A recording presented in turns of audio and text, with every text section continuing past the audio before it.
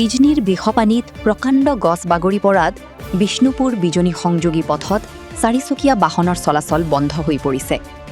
চিৰাং জিলাৰ বিজনী মহকুমাৰ অন্তৰ্গত ৩ নং বিষ্ণুপুৰ বজাৰৰ পৰা বিজনী টাউনলৈ যোৱা বিষপানীস্থিত পথত আজি ৰাতিপুৱাৰ ভাগতে এটা প্ৰকাণ্ড গছ বাগৰি পৰাত চাৰিচকীয়া বাহনৰ চলাচল সম্পূৰ্ণৰূপে ব্যাহত হৈ পৰিছে। জানিব পৰা মতে পথৰ কাষত থকা গছডাল বাগৰি পথৰ ওপৰত পৰাত যাতায়াতৰ ক্ষেত্ৰত ব্যাপক সমস্যাৰ সৃষ্টি হয়।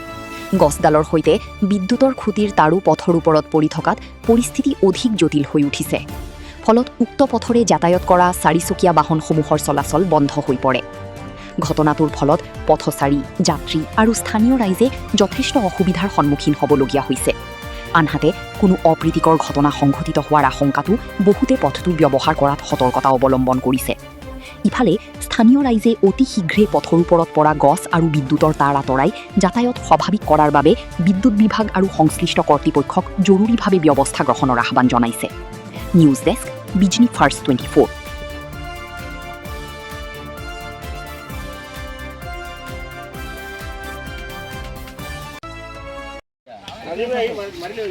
রাজি তো মারছে আর একটা ছিল আমার ঘুরে আমার বলে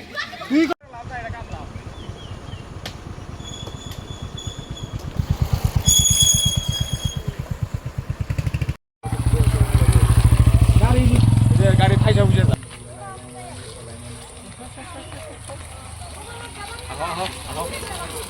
সাতটা বাজে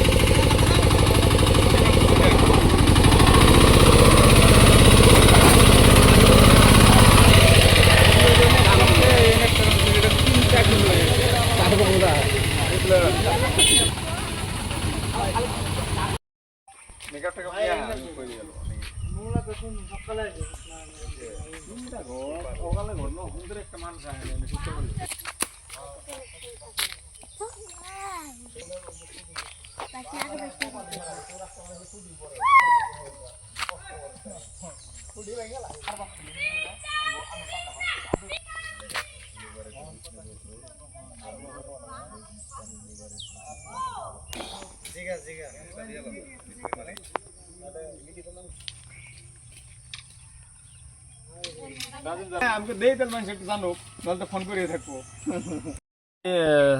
পুৱা 4টা বজাৰ পৰাই এতে গছটো পৰিছে, মৰা গছ আছিল, জিগা গাছ। ৰাস্তাটো পৰিছে, আমি লাইনমেনক ফোন কৰিছিলোঁ গুৱাহাটীত। আমি কৈছে যে মানুহ পঠাই দিব, কিন্তু এতিয়ালৈকে পঠাই দিয়া নাই। 12টা পাৰ হৈ গ'ল। বিদ্যুৎ বিভাগৰ পৰা কোনো বিষয় অহা নাই। মানুহ এজন আহিছিল, ৰাম সিং বুলি মানুহ, লাইনৰ মানুহ আহি দেখি গৈছে তাই। তাৰপিছততো আৰু মানুহ অহা নাই আৰু কি। যান বাহন চলাব পৰা নাই। স্কুলৰ ষ্টুডেণ্ট কলেজত যায়, বাছ গাড়ী আহে, এইটো আহিব পৰা নাই। এইটো ৰাস্তা দি বেলেগ ৰাস্তা সিফালে দি ৰাস্তা আছে, সেইটো দি ঘূৰি গৈছে। বাছ গাড়ী আৰু চাৰিচকীয়া বাহন চলাচল কৰিব পৰা নাই যায়। এইটো 2 নম্বৰ বিষ্ণুপুৰ বজাৰৰ পৰা বিজনীৰ ৰাস্তা, এইটো মেইন ৰাস্তা। কেতিয়া এইটো পৰিছে গছটো? এইটো পুৱা 4টা বজাত পৰিছে। জনাব। এইটো আমি তেওঁলোকক জনাম এইটোৱেই যে এইটো সোনকালে ঠিক কৰি দিব লাগে আৰু কি। খুঁটি চুটি ভাঙিছে, ভাল কৰি দিব লাগে, কাৰেণ্টটো চলাই দিব লাগে। চলাচল কৰিব পৰা নাই, চলাচল কৰিব পৰা নাই। কাবাই সোমাইছিল, ফাঁচি গৈছে গাড়ী। বৰষুণৰ বতৰ, কেনেকৈ গাড়ী যাব, শ্লিপ কৰে। ৰাতিপুৱাতে এই ঘটনাটো হৈছে। ৰাতিপুৱাই ঘটনা হৈছে।